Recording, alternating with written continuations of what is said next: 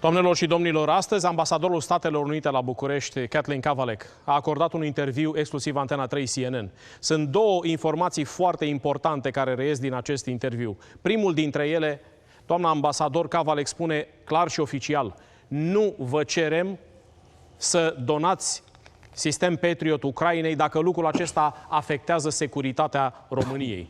Și a doua informație foarte bună este că încep să scadă ratele de refuz pentru cei care solicită viză pentru Statele Unite, ceea ce înseamnă că ne îndreptăm cu pași repezi spre intrarea în programul Visa Waiver, adică spre a merge în Statele Unite fără viză. Ambasadorul Kathleen Kavalec, interviul Antena 3 CNN. Doamnelor și domnilor, avem plăcerea ca astăzi să dialogăm cu doamna ambasador Kathleen Kavalec, ambasadorul Statelor Unite la București. Ambassador, thank you for accepting this interview. Thank you for having me. Millions of Romanians want to know, when can we join the visa waiver program? How is the effort that you are doing great in the embassy for accepting more and more Romania to renew their visa? Well, first of all, thank you for coming today with your passports to renew your visa. My pleasure. I am happy to have you participate in this campaign. I think we're making good progress on our campaign to try to bring Romania into visa waiver. There's been progress on the agreements that need to be signed, and also I think as we've seen, the refusal rate is going down. The refusal rate is a key part of the calculation, but it is not a political question. It's just a numbers issue, and the way that we can address it is by getting more applications. So viewers should know that they can help us in our campaign by renewing their visa, which they can do online without having to make an appointment to come into the embassy. So I hope everybody who is viewing this program who has a visa in the past will renew it and do that online. Or if you haven't had one, you can also apply, but then you have to come in for an appointment. We have had many Romanians come in to renew their visas. Most recently, we had Georgi Hagi here who came in. Yeah, it was such a pleasure to meet him, and also to hear about the big game in California in 1994 when Romania beat Argentina, which happened in Los Angeles. Something of personal interest to me. So in short, I think we're making progress, but there's no guarantee.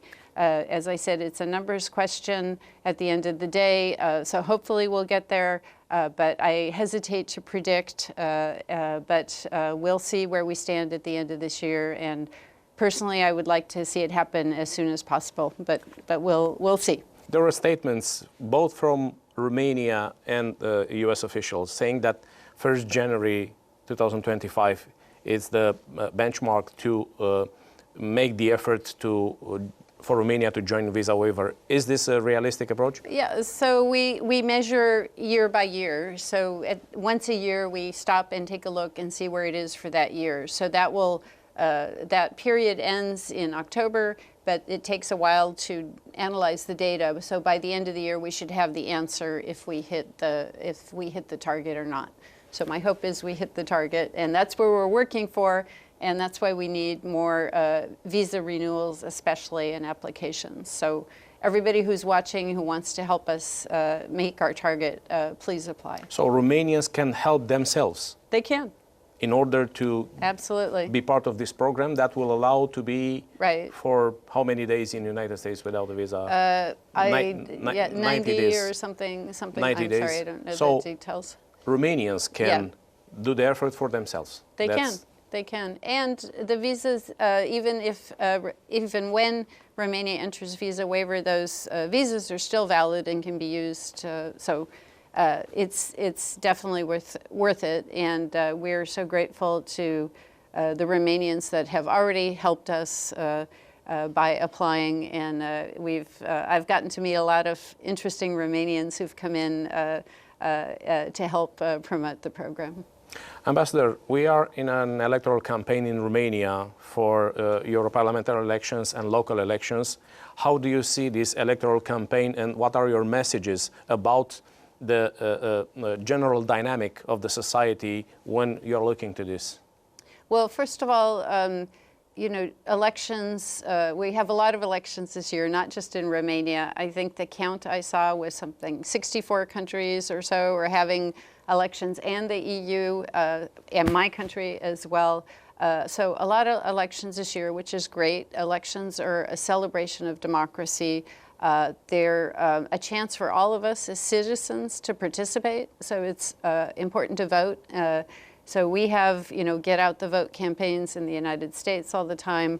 I would urge everyone to participate and take this opportunity. That's what makes democracy strong, is participation. I think the other thing it's important to think about, especially now in the age of social media, is being aware of disinformation campaigns, being aware of efforts to manipulate your thinking about things with false information. Of course, journalists have a very important job to help inform the public accurately and correctly with trusted information. But we as citizens have the same responsibility to try to analyze the information that we hear. I mean, I know I've seen things online that have surprised me, and I, for a minute, thought, oh my gosh, you know, something happened, and then I look closer and I realize it was not true, or somebody was trying to spark a reaction. So all of us have to be mindful of that. You know, I think the other thing is, as people look to vote, to look for leaders who are responsible, who are committed to improving the future of the country that one is in, people that stand up for the rights of others, people that are trying to contribute in a better way, not people that are trying to vilify others or create divisions. I think my sense is most people want to see leaders who can find solutions, bring people together. I mean, I think, you know, irrespective of party, we want people to help improve our country, and I think all of us will be looking for that in these elections. Ambassador, how would you characterize the relation with the Romanian government, of course the embassy, but also the US authorities? On political, economic level, we need more and more US investments in Romania. We see that a certain dynamic is in the energy field, but there are some other issues, especially on the political relations. So what's your evaluation? Well, I think US-Romanian relations have never been stronger. I think we have strong relations across a number of realms. Security, we've talked about, economic, and then just our democratic values, where we work together on such issues as anti-corruption, strengthening democracy, cultural exchanges. I think trade and investment is growing. The latest numbers that we have show that for 2023, our total trade and investment in goods and services is up to 7.1 billion, which is a significant increase. So the investment is happening. We just had last week here in Bucharest the Black Sea and Defense Aerospace exhibition, and there were 2 agreements signed there between U.S. companies and Romanian companies to produce, in one case, ammunition that will be of use to Romania and other countries, and in another case, drones that are going to be manufactured in Brașov. So I see, as ambassador, growing trade and investment in both directions, which is great.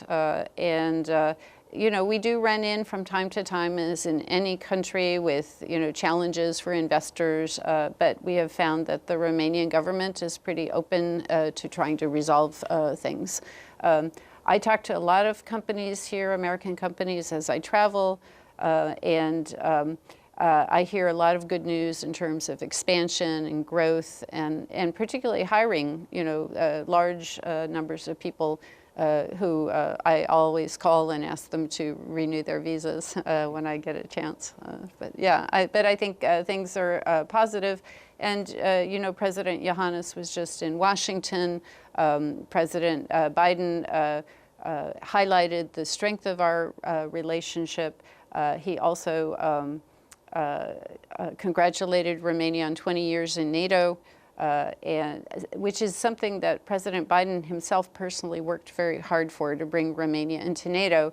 And he said, I was there, he said, you know, Romania has exceeded all expectations as a member of NATO. So I think things are the trends are good. Talking about defense issues, there are two subjects.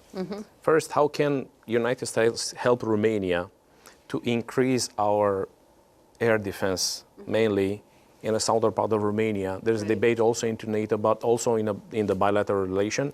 And the other thing, if Romania should give to Ukraine a Patriot system. Yeah, so President Biden has asked all allies to consider what more they can do to help Ukraine with their air defense, and several countries are looking at that. And you know, we and the Ukrainians will appreciate anything that anyone can do in addition. Obviously, we would never ask any country to put its own security at risk. And I mean, that's what NATO is about, of course. It's collective defense. It's all of us defending each other and looking out for each other. So this is an issue that, you know, Romania has to decide if it can make that contribution. I think it would be very much appreciated by the Ukrainians and by the rest of the alliance. We, the United States, have, particularly in recent years, been very active in supporting Romania's defense modernization needs, including with new capabilities, which include Patriot, of course. And we continue to talk about how we can increase Romania's capabilities as a partner and a NATO ally. I think if you look back to the start of the war, we've tripled the number of U.S. troops present here in Romania, which is part of our effort to improve deterrence and defense. And we're looking at what other systems can be made available to deal with the concerns that you have about these drones that come in, you know, stray drones that have come in the past from Ukraine, from the direction of Ukraine. So we are continuing those discussions about how we can help strengthen and improve both awareness of the risks and ability to defend. Ambassador, NATO summit in Washington is pretty soon, and we all want to increase the security in the Black Sea area, and our main ally, our strategic partner for this objective is United States. How can we underline more the Black Sea security for the NATO summit in Washington, and how relevant can be the US-Romania strategic partnership for this objective? Well, starting with the Black Sea, let me say that I think the United States has always recognized the geostrategic importance of the Black Sea, but in recent years, we've put even more focus, and as I think you know, we last year presented a strategy to Congress about improving security in the Black Sea region, and we continue to refine that with a focus on security, energy, economics, and resilience. As we do that, we can support those discussions in NATO as well, and I think there's a growing recognition in NATO as well. This upcoming summit in Washington, which will be July 9th through 11th, is another celebration, 75 years of NATO alliance, an alliance which has never been as large or as strong as it is today. So there'll be a lot of focus on what can we do across the alliance to improve our capabilities and common defense and deterrence. So this is the moment when looking at different parts of the NATO alliance, different geographic areas can be an area of focus. Doamna ambasador, mulțumesc pentru acest interviu pentru Antena 3 CNN România. Și eu vă mulțumesc pentru interes și faptul că ați adus pasaportele astăzi. Cu mare, mare plăcere.